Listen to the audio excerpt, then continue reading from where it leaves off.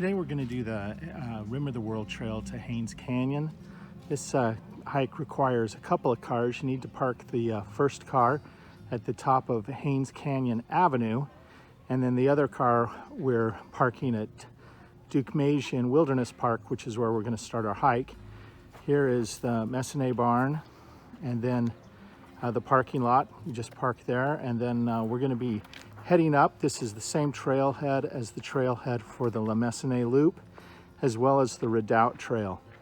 So we're just going to be heading right up this trail right here. So in about 250 feet, we get to the information board.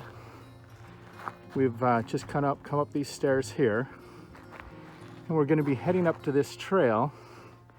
And as you can see, kind of directly in front of us is a large oak tree. That's the McFall oak. We're going to hike just past the McFall oak on this trail right in front of us, and then we're going to head off to our left.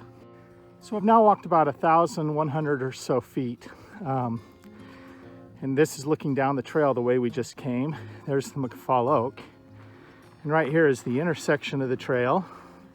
We're going to want to head over there rather than continuing straight up the trail here. So there's signage right here, as you could see. It says the Messonnier Loop Trail, Rim of the Valley Trail, Mount Lukens, and that's where we want to go. So after about another 200 feet, or about 1,350 feet from the start, you come to the signpost for the trail. To your left, basically goes down the way we came, or back down towards the parking lot. So we're going to want to take the trail on the right, which is right here, and head that direction. So in about 2,800 feet, you will have just climbed a hill, and you'll come to this intersection. Again, it's marked. Towards your left are some overlooks, but we're going to want to stay on the trail to the right here. So at about 3,100 feet, or a couple hundred feet since the last intersection, we come to this intersection right here. That's the trail straight ahead of us we're going to go on. But if we come back around this way, this trail right here is the trail to the Messonnier Loop. And then this is the trail where we've just come from right here. So again, we're gonna keep going straight ahead, don't turn to your right, and we'll continue on this route. Another couple hundred feet, so about 3,200 feet from the trailhead, we come to what looks like another intersection. However, it's really not. This trail to our right kind of dies out. There's signage not to proceed up that trail. So we're just going to want to head to our left right here, down this trail right here. So at about 3/4 of a mile, we've descended into this little canyon right here. In the spring, there's a little stream running through it, or after rains. It's dry right now, but it's noticeably cooler than the more exposed part of the hike. We have descended into it, so we're going to now have to start climbing back out. So I followed the little canyon, a little stream, a couple hundred feet up, and then you come to a point where there's some stairs kind of carved into the trail. And that's where you want to head. They'll be to your left as you exit the little canyon.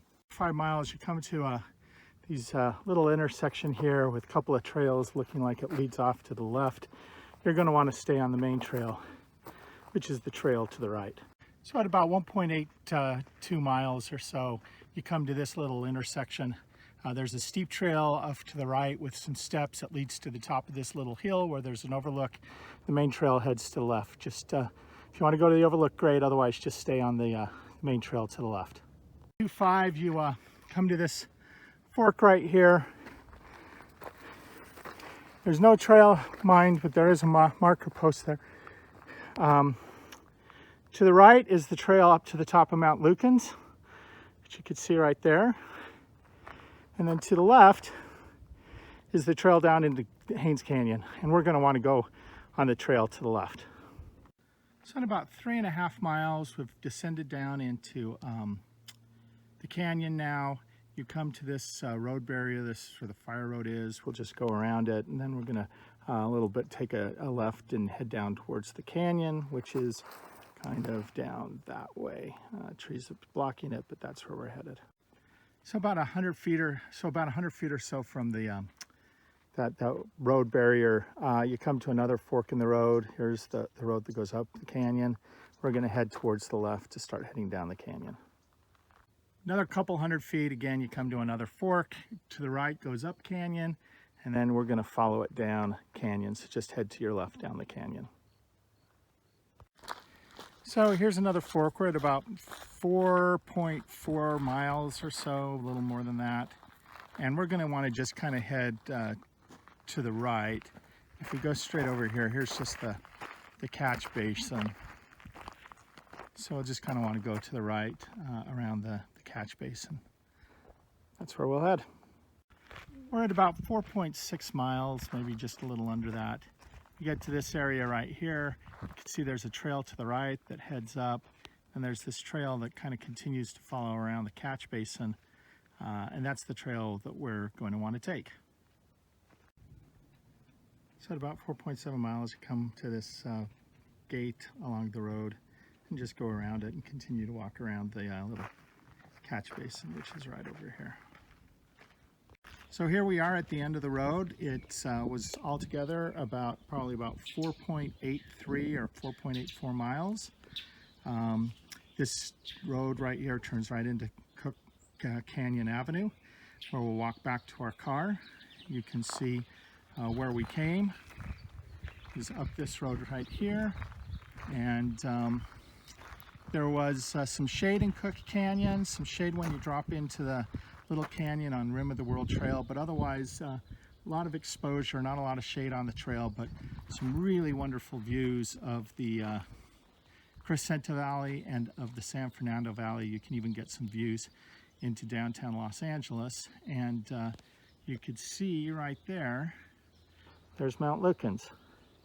So that's where we came. Took us about 2 hours and 20 minutes, walking at a very leisurely pace, stopping frequently to take pictures and videos and have water. Moderate hike, and good day for hiking.